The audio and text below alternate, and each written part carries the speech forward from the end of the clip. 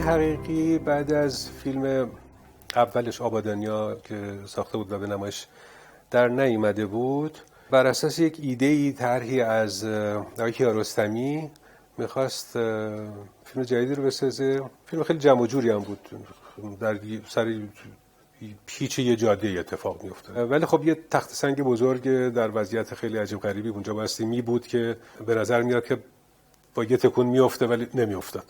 خب این از نظر اجرای صحنه‌ای بایستی چیز درستی ساخته میشد اینا. ولی با من تماس گرفت، خب طبق معمول عنوان کرد که خیلی شخصیه و پولم نداره و منم به احترام خانواده‌اش در واقع گفتم هر کمکی دستم بر بیاد میکنم. فقط یادمه که خیلی اصرار داشت که من جز اون 3-4 تا شخصیتی که تو فیلم بازی میکنم منم باشم و میگفت آقای کیارستمی خیلی اصرار داشته. بعدن یا امید روحانی یا احمد حامد اومدن بازیگران، چون من زیر بار به هر حال نرفتم.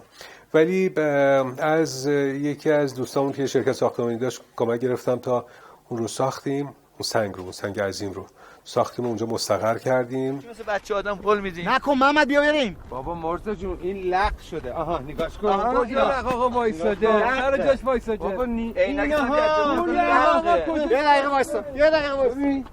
آقا حالا چویسی به این بگو. یه سریالی رو من درگیرش شدم به اسم یک مشت پر عقاب، ساخته اصغر هاشمی بود که تا فکر کنم سال بعدم طول کشید.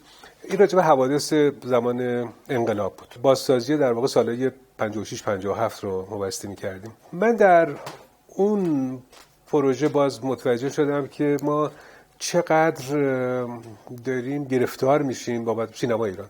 داره گرفتار میشه بابت این تغییر چهره شهر به این سرعت، جوری که در واقع ما نشانه‌های سالهای گذشته رو با گسترش شهر، با تغییراتی که در شهر صورت میگیره مرتب داریم از دست میدیم و بازسازی دوره‌های خیلی خیلی نزدیکتر به خودمون رو 10 سال قبل، 15 سال قبل، 20 سال، 30 سال قبل، مثلا زمان انقلاب رو واقعا به این سادگی نمیتونیم انجام بدیم. انقدر چهره شهر تغییر کرده که گرفتن یه سکانس خیلی ساده در شهر اگر مربوط به اون دوره باشه تبدیل به یک دشواری خیلی خیلی عظیم میشه. البته خب به هر حال تلاش خودم رو کردم باز با یک موزاییک چینی خیلی ظریفی بتونیم یه گوشه اینجا یه گوشه اونجا، صحنه‌های داخلی و تامین اکسسوارهای اون دوره، مبلمان اون موقع، لباسهای اون موقع،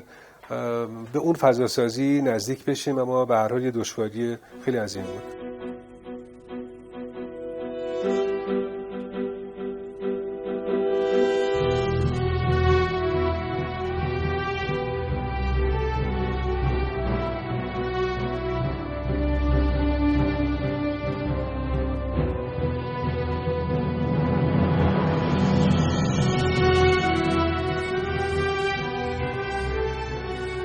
در سال 85 پاداش سکوت رو کار کردم. بازیگر میری به من پیشنهاد طراحی فیلمی رو کرد که میخواست شروع بکنه بر اساس یکی از قصه های کتاب من قاتل پسرتان هستم که مجموعه قصه بود، آقای دهقان فکر کنم نوشته بودن. قصه من قاتل پسرتان هستم به 2 دلیل برای من خیلی مهم بود. باز دلیل اول خود مضمون و تماتیک فیلم بود که داشت این چهره رو از جنگ نشون میداد. جنگ غیر از اینکه منجر به نمایش جلوه‌هایی از فضیلت‌های بشری میشن مثل سلحشوری، شجاعت، فداکاری، ایثار، ضمناً یک موقعیتی است که میتونه جلوه‌های دیگه رو هم نشون بده. اینکه آدم ناخودآگاه وحشتناکترین کارا رو انجام بده، مرتکب اعمالی بشه که هیچ وقت در زندگی عادی فکر نمی‌کنه که بکنه. و قصه شهیدی است که بعداً متوجه میشیم که در واقع این شهید نشده، توسط همرزمانش تو آب خفه شده برای اینکه سرصدا تیر خورده، ولی سرصداش ممکن بود که در اون موقعیتی که اینا هستن سرباز عراقی متوجه بشن. پس برای نجات گروه مجبور بودن که اون رو یک نفری بایستی فرماندهش که بچه محلش هم هست که خیلی هم دوستش داره، که خودش آموزشش داده، حالا بایستی اون رو سرش زیر آب نگه داره برای اینکه بقیه گروه یه دفعه متوجه خطر نشن. این موقعیت کاملا محتملی است و بسیار تراژیک، بسیار عجیب غریب و به هر حال اون روی سکه جنگه، نباید اینو فراموش کنیم. اگر این رو فراموش بکنیم و فقط فکر بکنیم که جنگ جاییه، میریم و فداکاری به خرج میدیم و پیروز میشیم، متوجه نمیشیم که اون وقت چه خسارت‌هایی این وسط بستی بدیم. یحیی رو خواب دیدم. خوشا به سعادتت. میدونی چند وقت غریبی میکنه با خواب من؟ از دوستاشی؟ حاجی یحیی رو من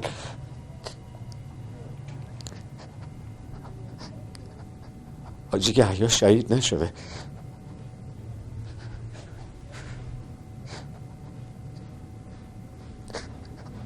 من کشتمش. اشتباه آمدی جوان. یحیی حاجی منو میگم یحیی رو من کشتم. آخه تو کی هستی که یحیی منو کشته باشی؟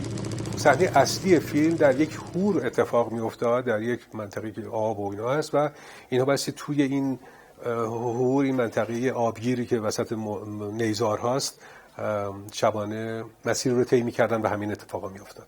فیلم برداری توی آب و زیر آب رو بایستی انجام میدادیم. تهیه کننده آقای علی اکبری هیچ تصوری نداشتش از این که خب مثلا این رو به لحاظ فنی باید چیکار کرد. یعنی فکر می‌کردن یکی از این جاهایی که حوضچه پرورش ماهی هست آشنا دارن، میره ما اونجا فیلم برداری می‌کنیم. یعنی واقعا میریم توی اون آبی که مثلا ماهی هم هستن و بعد میریم اون زیر فیلم برداری می‌کنیم.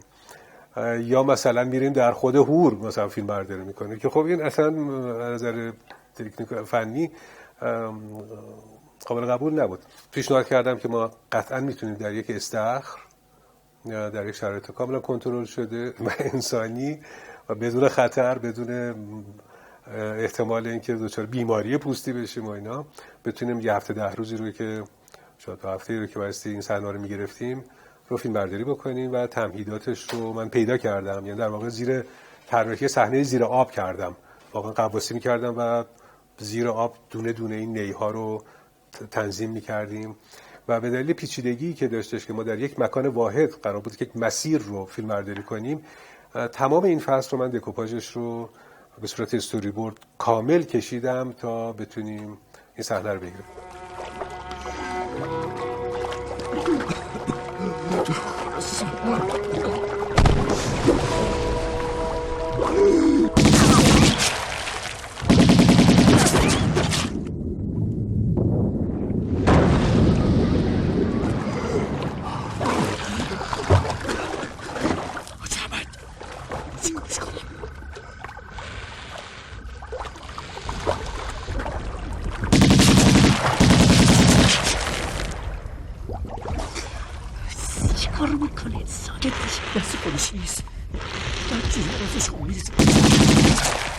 بعد از اینکه من به فیلمنامه‌نویس آقای توحیدی پیشنهاد کردم که حالا که مسئله کابوس‌های کسی رو برو هستیم که مرتب احساس خفگی میکنه، من آمادگی اینو دارم که این بالا اومدن آب و در واقع فرو رفتن نفر در آب و اومدن آب بالا سرش رو من اجراش میکنم. اگر بنویسین من اجراش میکنم. پیشنهاد کردم که یعنی مثلا پرویز پرستویی که نقش اصلی رو داشت و تو اتاقش خوابیده، یه دفعه احساس میکنه که آب اومد توی اتاق رو گرفت و این زیر آب داره دست و پا میزنه. خب این خیلی میتونه صحنه تاثیرگذار بشه. چجوری اینو بسازیم؟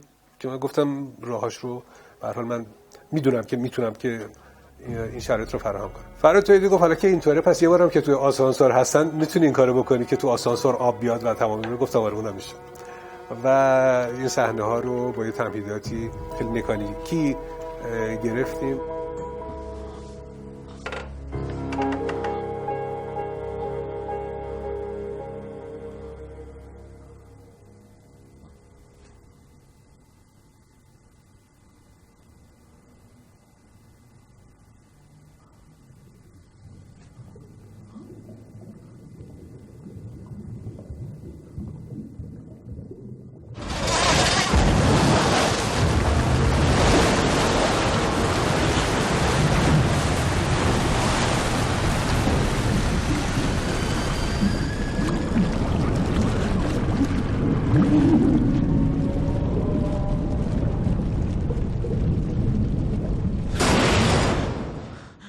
اما یه چیزی پاداش سکوت رو تبدیل به یه خاطره بسیار بسیار بد کرد. مضمون اصلی نشون دادن اون لحظه‌ایه که مثل کابوس دیگه گریبان ما رو رها نمی‌کنه، اینکه مرتکب جنایت ناخواسته بشیم. اما تهیه کننده و کارگردان در خلال ساخته شدن فیلم و گرفتن پلان‌ها اول گفتن 2 جور میگیریم و نهایتاً اینجوری شد. اون کسی که غرق میشه و کشته میشه اون خودش به استقبال مرگ میره، نه اینکه نخواد بمیره ولی بقیه ناچار بشن که صداشو در واقع سرش رو زیر آب بکنن. اصلا 2 تا رویکرد متفاوت میشه، این 2 تا معنای متفاوت ساخته شد. اینه که فیلم به این ترتیب در واقع تدوین شد و ساخته شد و اساساً تمام انگیزه من رو برای پیوستن به این فیلم زیر سوال برد و گفتم خب این که یه مضمون تکراریه، ایثار و شهادت مضمون تکراریه که به کرات فیلم‌های با همین مضمون ساخته شده.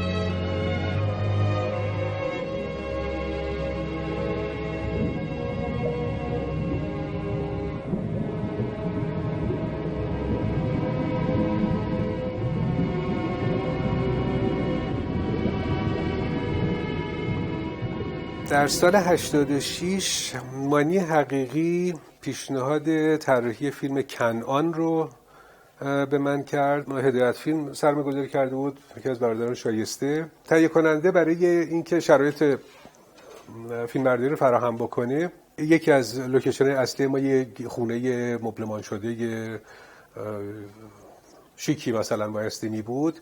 اینها صحبت کرده بودن با یکی از این جاهایی که معماری داخلی میکنن و مبلمان تولید میکنن که ما بتونیم از اون فضا استفاده کنیم. مبلمانش از نظر من مطلقاً به درد نمیخورد، یعنی چیزای بسیار مبتذلی بودش، حداقل منطبق با این شخصیت نبود. اما خود اون لوکیشن، خود اون آپارتمان به درد میخورد، در واقع شوروم اون مؤسسه بود. ما به لطایف الحیل هی مبلمانای اینا رو حذف کردیم، هی کم کردیم، هی کارهای دیگه کردیم، ولی از همون فضا استفاده کردیم. موقعی که داشتن تیتراژ فیلم آماده می‌کردن، اون مؤسسه رو به عنوان معمار داخلی تو تیتراژ داشتن می‌آوردن. مانی حقیقی به من اطلاع داد. این منجر شد به نوشتن یک نامه اعتراضی که من به تهیه کننده نوشتم و بعد تو مجله صنعت سینما هم به این بهانه مطلبی رو نوشتم. یه زمانی قبل از انقلاب مثلا گاهی تو تیتراژ ما می‌دیدیم که می‌نوشتن مبل ثابت، یعنی از مبل ثابت مبلمان فیلم رو داده. خب اون که به معنی طراحی صحنه نیست، این که یه اسپانسر مثلا یه بخشیه. این رو که شما نمیتونین اعتبار من طراح رو گره بزنین به اون بحث اسپانسری. شناختشون نسبت به حرفه، حرمت حرفه، شرح وظیفه حرفه‌های مختلف کمه گاهی بین بعضی از تهیه کننده‌ها که همچین اتفاقی میفته.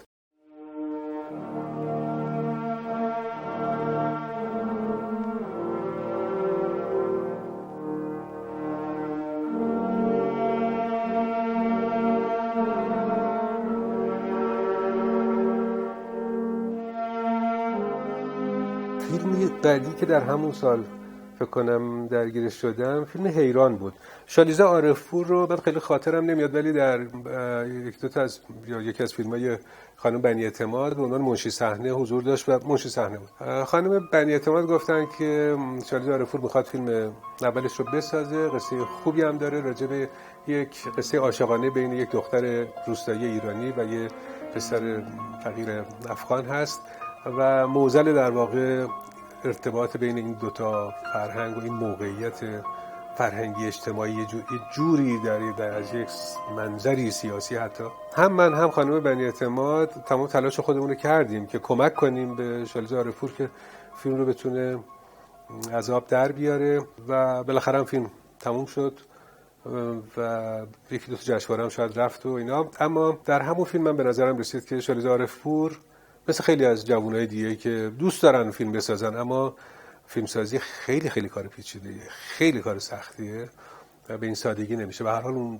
در اون فیلم هم یه عده‌ای همکاری کردن برای اینکه این فیلم ساخته بشه اما شالزه عارفپور دیگه فیلم نساخت چون من تواناییش رو نداشت. این اسمی که میارم به دلیل اینکه شبیه به اینم باز خیلی آدمای دیگه هستن که فیلمسازی رو ساده میگیرن در حالی که فیلمسازی کار بسیار پیچیده اگر بخواد جدی گرفته بشه. تو اون هر جفتکی خواستیم انداختی، خیال کردی لیلی لیلی عروسی و تموم. ما میگفتیم باز پسر خیر سرش دانشجوه یا آینده‌ای داره میاد میره دنبال یه کاری چیزی فلنگو بستر. آخه 4 روز دیگه که این بچه طفل معصوم عوض شد ازت پرسید که بابا من کیم؟ من کیم؟ ایرونیم؟ افغانیم؟ تو چی داری بهش بگی؟ ای خاک بر سر من کنن که با این بابای در به در افغانیش که سجلم بهش نمیدم. سال 88 واروژ کریم مسیحی به من پیشنهاد طراحی فیلم تردید رو داد. پروژه‌ای که مدتی قبل شروع شده بود ولی به دلایلی متوقف شده بود و با تغییراتی در ترکیب همکاران قرار بود که 2 مرتبه راه اندازی بشه. وقتی که گفتن که میخوان فیلم رو 2 مرتبه شروع بکنن خب متوجه مشکلات واروژ بودم. واروژ این فیلم رو که شروع کرده بود و به هر حال متوقف شده بود این یه بار منفی رو به وجود می آورد و به هر حال یه شکستی بود. این نباید این اتفاق می افتاد. یعنی بایستی این پروژه به سرانجام میرسید. از من هم در واقع همین کمک رو خواست که علاوه بر طراحی کمک کنم که این پروژه به سرانجام برسه و تموم بشه. منم تمام تلاش خودم رو واقعا کردم برای اینکه شرایط کار کردن تو اون کار خیلی سخت بود. لوکیشن آوانه چیزی نبودش که به راحتی در اختیار باشه. ما ناچار شدیم یکی از کاخهای سعدآباد رو کامل مبله کنیم با ارزونترین در واقع هزینه. برام جذاب بود که فیلمنامه این امکان رو میداد که سراغ یه سری از اماکن قدیمی بریم مثلا ساختمون جیپ مال طراحی بارتان در خیابون اکباتان که ساختمون فوق‌العاده خوبیه و این بود که مثلا ثبت میشد یا ساختمون پیرنیا فیلم برداری کردیم و فضاهایی از این قبیل. کجا می‌خوای بپری؟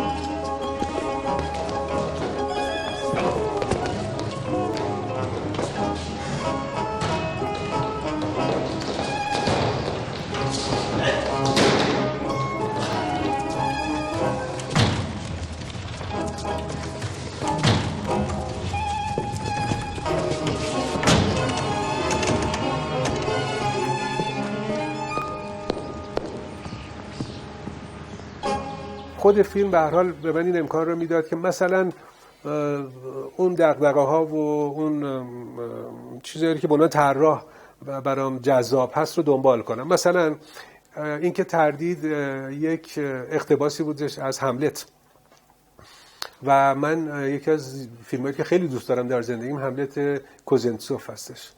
سعی کردم این ادای دین رو داشته باشم. حتی یک جای اشاره، حتی پوستر فیلم کوزنتسوف رو، هملت رو توی یک صحنه گذاشتم برای اینکه دیده بشه که من چقدر در طراحی خودم میخوام در واقع به استقبال اون فیلم برم، یادآوری اون فیلم رو بکنم یا ادای احترام بکنم به هر حال به اون فیلم.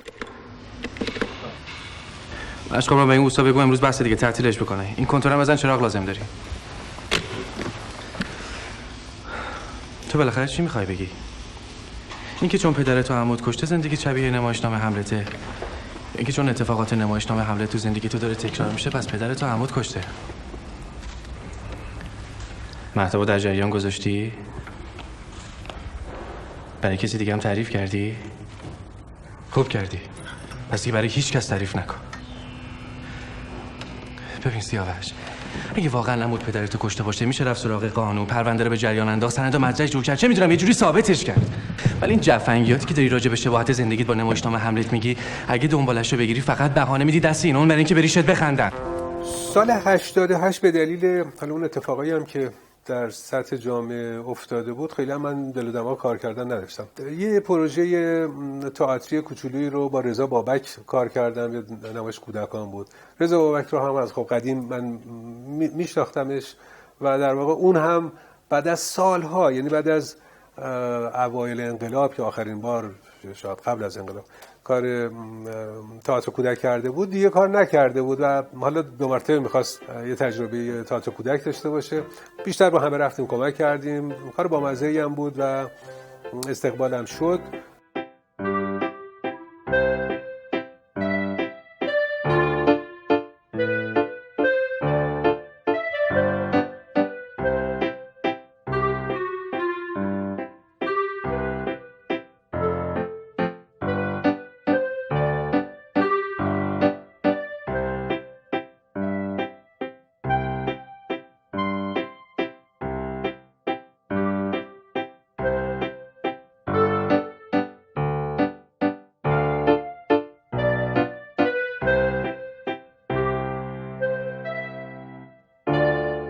آقای رشیدی نمایش منهای 2 رو میخواستن کار بکنن. به نظر من نمایش خیلی مهمی بود، نمایش فوق‌العاده جذابی بود. اصلا نمایشی است درباره مرگ و به شوخی گرفتن مرگ.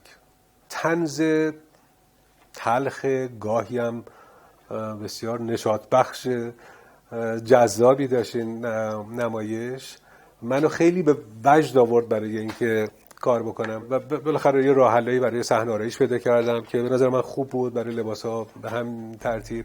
نمایش موفقی بود، خیلی با استقبال روبرو شد و تجربه فوق‌العاده‌ای بود.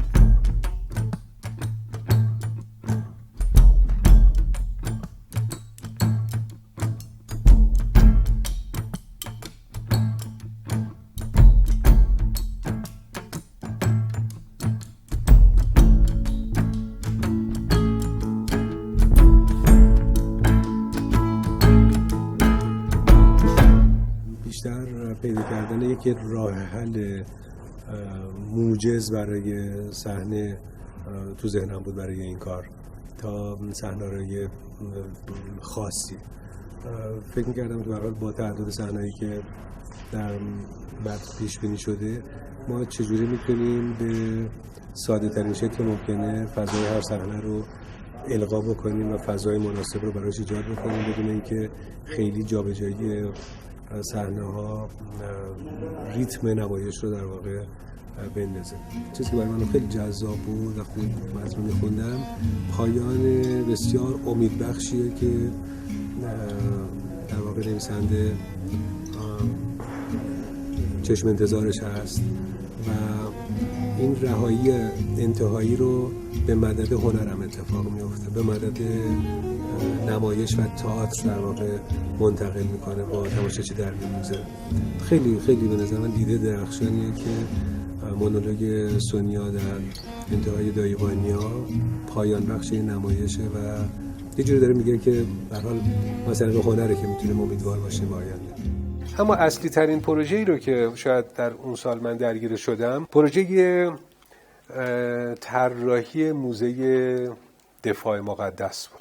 در اون سال با من خانم اسکندرفر تماس گرفتن که مدیر این پروژه بودن و آقای محمد رحمانیان و حمید امجد و چرمشیر هم بودن. فکر می‌کنم نفر اصلی بین همه این افراد حمید امجد بود که با شرکت توسعه فضای فرهنگی همکاری داشت. طرح توجیهیش رو هم اصلا حمید امجد که در اون دفتر کار می‌کرد نوشته بود به نحوی که بتونه مجوز گرفته بشه. من از جایی وارد این پروژه شدم و دوستان دیگه که معماری و فضای کالبدی موزه طراحی شده بود، مشخص بود، اما حالا داخلش چجوری این محتوا رو طراحی بکنن، محتوایی که بتونه 8 سال دفاع رو بتونه توش به نمایش بگذاره. اساساً به طراحی موزه خیلی علاقه‌مند بودم، هر چی خلاقیت داشتم، هر چی ایده به ذهنم میرسید، یعنی در واقع ذهنم فعال شده بود برای ایده پردازی، برای اینکه بتونم این مجموعه رو طراحی بکنم. اون مفاهیم رو من بایستی بهشون عینیت میدادم، ترجمهشون میکردم به شی، فضا. روی کردمونم اینطوری دیدیم که ما میخوایم تجربه اون 8 سال رو منتقل کنیم به نسلی که اصلا اون تجربه رو نداره، یا یادآوریش کنیم برای نسلی که اون تجربه رو پشت سر گذرونده. اصلا هم برامون مسئله این که نقش سپاه توش چی بوده، نقش ارتش توش چی بوده مهم نیست. تجربه انسانی یک ملتی رو در اون شرایط می‌خوایم ببینیم با ابعاد مختلفش. حالمون خوب بود و کارمون رو داشتیم می‌کردیم، ولی به موازات داشتن می‌ساختن، ما هم طراحی رو داشتیم پیش می‌بردیم، کم کم بایستی مسائل اجرایی رو هم بهش نزدیک می‌شدیم. در اینجا من به نظرم رسید خب یکی از چیزایی که در طرح من مشخص بود اینه که ما تعداد زیادی عکس باید استفاده می‌کردیم، عکسایی که عکاسای جنگ گرفته بودن. به نظرم رسید که مثلا رایت این عکس‌ها مهمه. تو طراحیم از عکسای اینا استفاده کرده بودم که فرض کنید در یک دیواری در ابعاد نمیدونم 8 متر در 16 متر یک عکس رو بزرگ کنیم و بذاریم و این چقدر میتونه تاثیرگذار باشه، چقدر جلوه‌ای میتونه اونجا داشته باشه. تقریبا تمام فضای این موزه رو من با همین جنبه‌های بصری میتونستم کامل بکنم، ولی مستلزم این بودش که ما حتما رایت این عکس‌ها رو به اون عکاسا پرداخت بکنیم و ازشون مجوز این رو بگیریم و نگاتیوشون رو بگیریم برای اینکه بتونیم با کیفیت خوب این عکس‌ها رو ازشون استفاده بکنیم. به همین دلیل با آقای بهمن جلالی رفیقم که عکاس جنگ بود و اینا حتی صحبت کردم که شما بیا یک قراردادی رو تنظیم بکن برای این کار که عکس‌ها رو ما برای این مصرف می‌خوایم رایتش رو بخریم. اگرم بعداً خواستیم مثلا تقویم درست کنیم، نمیدونم کتاب درست کنیم، رایتشون پرداخت میشه. به هر حال اینا کسانی بودن که جونشون رو گذاشته بودن و رفته بودن عکس‌ها رو گرفته بودن. اصلاً این قابل توجیه نبود که ما همینجوری بیایم عکس‌ها رو اسکن کنیم و چون کتابش چاپ شده استفاده کنیم. از اینجا اختلافای من با چیز شروع شد، با دفتر شرکت توسعه فضای فرهنگی شروع شد و اونا گفتن شما به این چیزا کاری نداشته باشین، ما خودمون این عکس‌ها رو مثلا با مسئولیت ما استفاده میکنیم، که من زیر بار این نمیرفتم. از طرف دیگه به من خیلی فشار می آوردن که از تکنولوژی‌ها و فناوری‌های خیلی خیلی عجیب غریبی که مثلا در آلمان در جاهای دیگه هستش تو طراحی استفاده کنم. خیلی به نظر من با ذوق زدگی شاید می‌خواستن حتما از این فناوری‌ها استفاده کنن. من برای طراحی این کار موزه جنگ لندن رو دیده بودم، موزه جنگ منچستر رو دیده بودم که لیبسکین طراحی کرده بود که یکی از بزرگترین معمارای شناخته شده‌ترین معمارای معاصر جهان هستش. هیچ کدوم دنبال این قرتی‌بازی‌ها نبودن که حتما بخوان از این تکنولوژی استفاده کنن. ظرافت در واقع طراحی در این موزه ها ایده هایی هستش که میتونه آدم رو درگیر کنه. مثلا اون چیزی که ایده‌ای که من داشتم و از دست رفته، کسانی که در اون زمان رو تجربه کردیم خاطرمون نمیره که یه زمانی شبا آژیر قرمز رو میشنیدیم، تاریکی میشد، صدای تیربارا رو میشنیدیم و بعد آژیر سفید. من در بخشی از ابتدای جنگ این فضا رو ساخته بودم، یعنی تماشاگر رو هدایت میکردم به جایی که تاریک میشد این آژیر و بعد اتفاقا با نورای لیزری و با فلش‌های نوری انگار که روی پشت بوم ما داریم شهر تهران رو میبینیم که تیربارا دارن عمل میکنن. این بازسازی یک تجربه و ایجاد یک تجربه برای بیننده بود.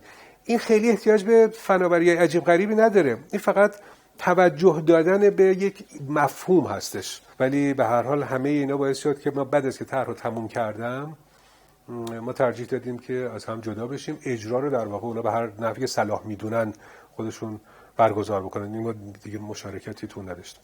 من سالها نرفتم موزه تا 4-5 سال پیش فکر میکنم یه بار رفتم و دیدم که چقدر اون ایده ها از دست رفته، بخششون مونده، بخششون کاملا از دست رفته و چقدر ایده هایی رو که تو ذهن من بود اصلا عملی نشده، یا وقتی که اجرا شده خیلی خیلی بد اجرا شده، خیلی بد اجرا شده و خب افسوس فقط برای من باقی موند برای همکاری در طراحی موزه جنگ.